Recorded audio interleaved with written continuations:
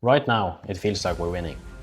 The Strait of Hormuz has been closed off since February, but the lights is still on and the gas is still flowing. And it feels like the world absorbed the blow and moved on. We are currently living in a psychological lag.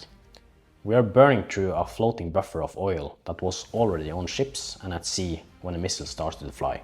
That buffer is the only thing that stands between us and a total market shock, and it's about to hit zero. You can probably feel the tension in your own life.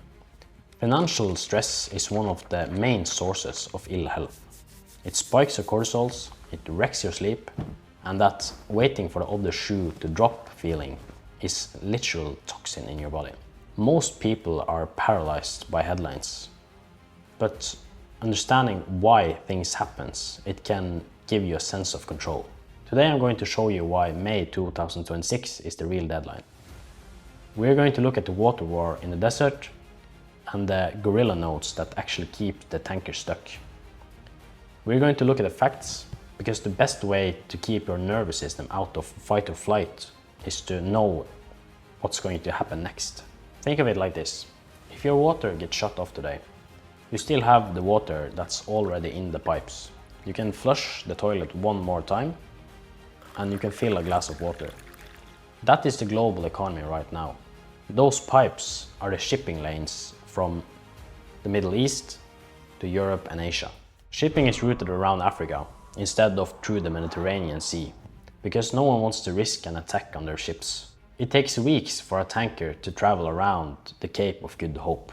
These crude carriers are just as slow as normal bicycles. And think about the distance. A ship leaving the Gulf today won't reach a European port for 30 to 40 days.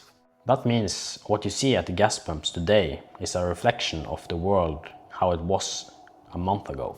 That delay, that lag, is the only reason why the world hasn't panicked yet.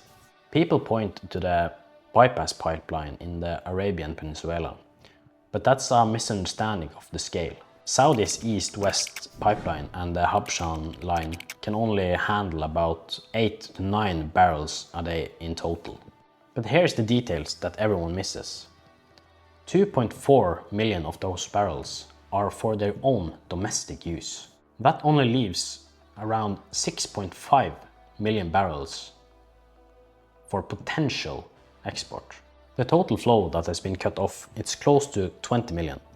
That leaves a 14 million barrel gap in our energy supply every single day.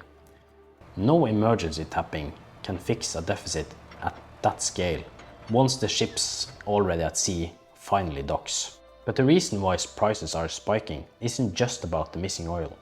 It's also about the scramble for oil. Since the Gulf has been vacuumed of its supply, Europe is now in a literal street fight with Asia to secure the oil that is left on the market. This pushes the price for physical oil for immediate delivery way above normal rates. And here is the reality of US as a backup. The US is a more expensive replacement. Saudi oil can be produced around $15 a barrel. But what about American shale oil? That often needs prices ranging from $40 to $70 just to be profitable.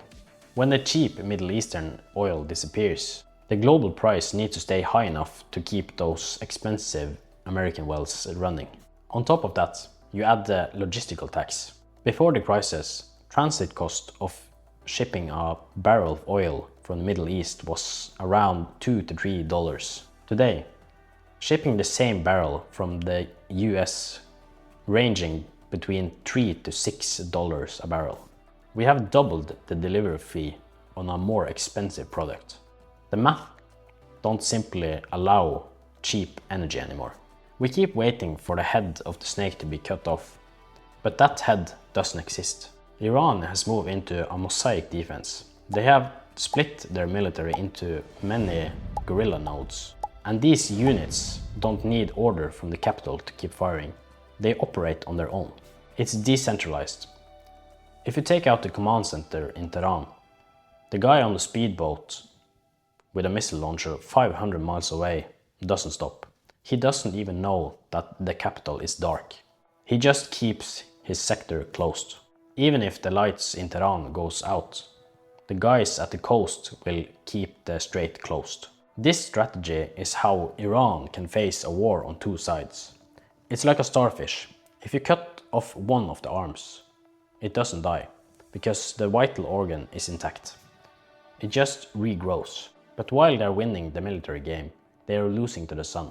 Most people don't realize that Iran is in water bankruptcy. Iran is suffering from severe climate fragility and decades of agricultural water mismanagement.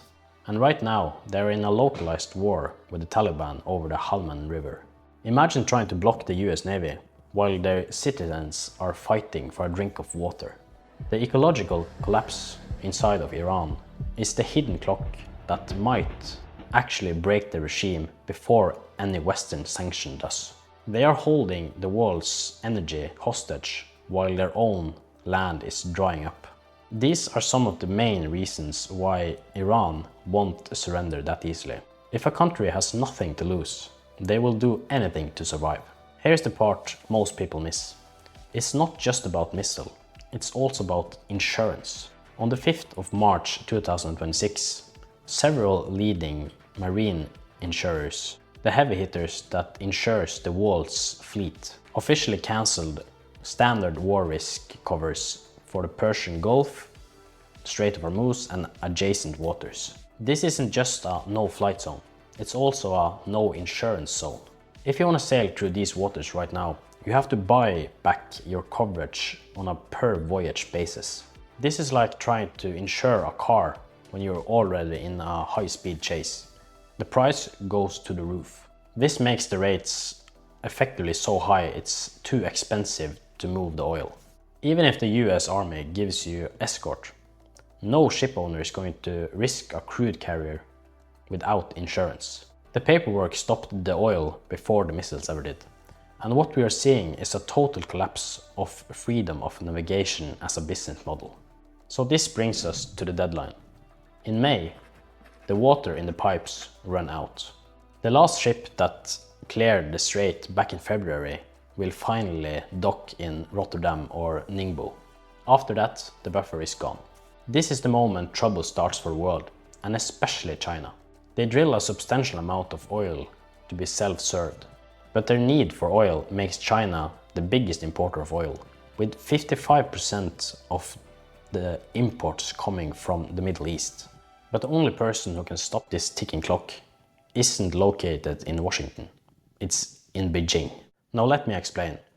China has these small independent refineries they called teapots. They fuel a huge part of the Chinese economy, and they're hitting a wall. These teapots doesn't have the massive stockpile that the state-owned companies has. They live hand to mouth.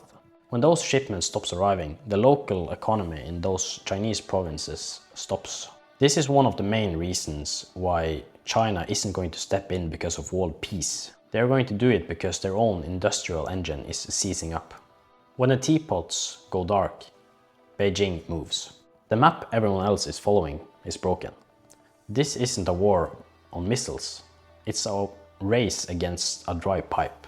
By circling May on your calendar, you're effectively giving your nervous system a break. While the rest of the world is paralyzed by the headlines in May, you'll be the one who saw it coming. You aren't just guessing anymore, you are positioned. And in an economy in panic, the one with the clearest head is always the person who wins.